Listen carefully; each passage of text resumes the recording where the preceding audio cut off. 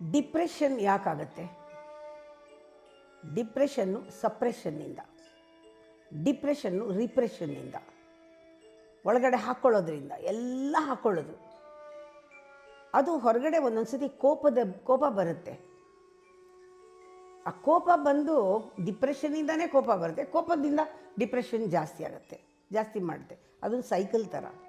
ಕೋಪ ಬಂದಾಗ ಸಪ್ರೆಸ್ ಮಾಡಬಾರ್ದು. ಅಟ್ಲೀಸ್ಟ್ ಡಿಪ್ರೆಷನಿಂದ ಕೋಪ ಬರ್ತದೆ, ಕೋಪ ಬಂದರೆ ಸಪ್ರೆಸ್ ಮಾಡಬಾರ್ದು.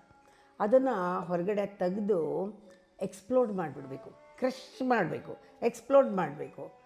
ಇದು ಬರೀ ಸೈಕಲಾಜಿಕಲಿ ಅಲ್ಲ, ಇದು ಎನರ್ಜಿಟಿಕಲಿ ಮಾಡಬೇಕು. ಹೇಗೆ ಅಂದರೆ ಚೆನ್ನಾಗಿ ಭಜನೆ